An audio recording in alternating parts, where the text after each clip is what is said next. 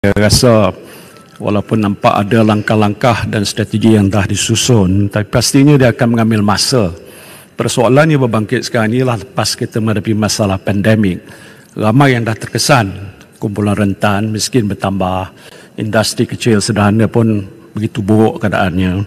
Jadi saya nak tanya, kalau keadaannya sebegitu berterusan dan untuk tahun ini akan menjadi masalah besar lagi, apakah tidak ada langkah segera seperti yang kita pernah buat di zaman Perikatan Nasional, pakej rancangan bersasar. Saya cadangkan itu ialah untuk menumpukan pada sektor-sektor yang mengambil masa untuk dipulihkan. Terutama PMKS Bumi Putra, sektor pembinaan, pelancongan, yang ikut maklumat yang saya tahu, dia mengambil masa begitu lama. Kalau tak ada intervensi daripada kerajaan, mungkin dia akan runtuh. Sebab itu kalau kadar yang disebutkan oleh Muhammad tadi 43% tahun ini sasarannya bermakna sudah menurun tu. Kesan di bawah tu lebih teruk daripada 43% kalau kita yang pengalaman yang saya tahulah.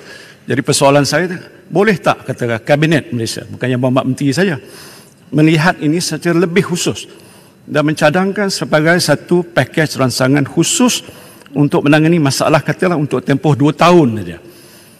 Dengan katalah peruntukan 100 ke 200 bilion yang mana melibatkan fiskal, itu suntikan kerajaan, ataupun non-fiskal macam moratorium bank, kerajaan tak keluar 1 sen, EPF kerajaan tak keluar 1 sen.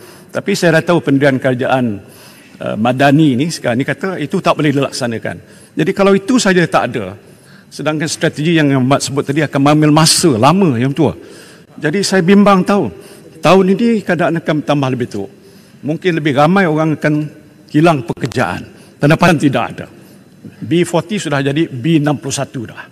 Jadi kalau tidak ada ketegasan pihak kerajaan, apa langkah yang nak dibuat segera supaya masalah ini tidak akan berlaku?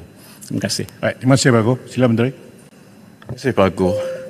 Pertamanya berdasarkan kepada unjuran dan prestasi ekonomi sekarang, kita insya-Allah tidak akan menjadi lebih teruk daripada semasa zaman Pak Agong menjadi Perdana Menteri, insya-Allah.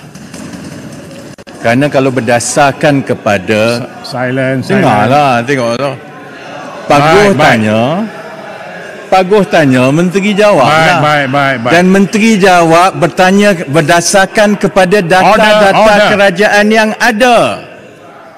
Kalau lihat kepada saiz keluaran dalam negara kasar kita sekarang yang dipertua, semua sektor telah pulih kecuali satu saja, iaitu pertanian. Jadi kalau Pak Agong mengatakan bahawa keadaan pada tahun ini akan menjadi lebih teruk daripada sebelum ini, data-data ekonomi yang ada itu tidak menyokong apa yang disebut oleh Pak Agong.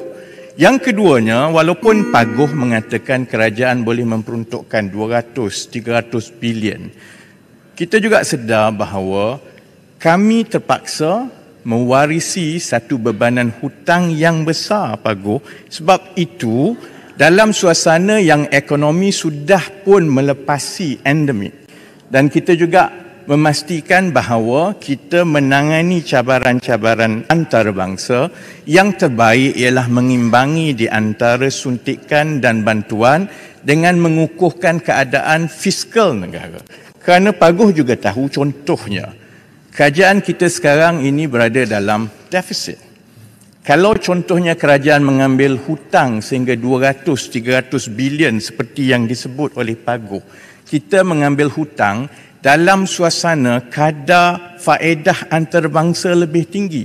Ini akan terus mewariskan beban hutang negara kepada kerajaan dan generasi akan datang, seperti mana kami mewarisi, sehingga 40 bilion lebih setiap tahun adalah semata-mata untuk membayar hutang-hutang yang telah pun diambil sebahagiannya semasa Pak Agong menjadi Perdana Menteri.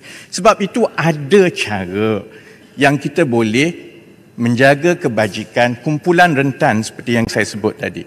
Ada cara kita boleh memulihkan ekonomi PMKS tanpa kita mengambil tindakan berhutang dan menambah beban seperti yang diamalkan oleh Perikatan Nasional sebelum ini. Terima kasih. Baik.